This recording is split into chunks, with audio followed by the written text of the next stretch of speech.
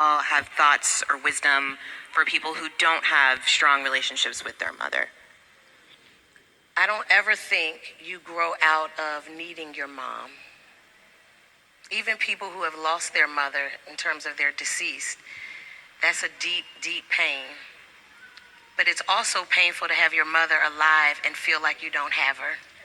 And for you to be full grown and there's like a baby in you, there's a little girl in you that still wants to be cared for and encouraged and affirmed, still needs attention.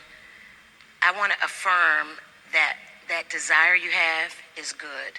You know, when we read it, especially as a parent, we say, yeah, honor your mother and father so that your days may be long upon the earth, that this is the only command given with a promise. Parents like to quote that for disobedient children. Right. But it is true. It's a promise with that. But I think it's also important for us, what does that look like when you're an adult? What does it look like to honor your mother when sometimes they haven't even lived an honorable life? So first thing I would say, in order for you to love your mom well and build a relationship with her and to honor her, is to first grieve the loss of the mother you wish you had.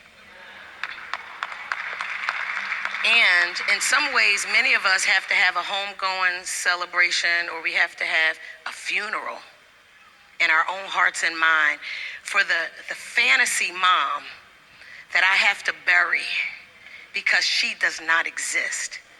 And that the pressure, the standard that I hold this woman to, who is actually my mother, she may never get there, but what will it look like to have my deepest needs satisfied in God, satisfied by other women that God will bring close to me, but still thank God that this is the vessel he chose for me to come through. But I think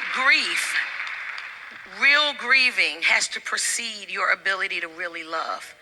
Because sometimes we're loving a ghost and we're not loving the actual woman and who she really is. And I think grieving and allowing God to minister to you, to comfort you, and for you to see the resources of mothering he surrounded you with will help you meet her.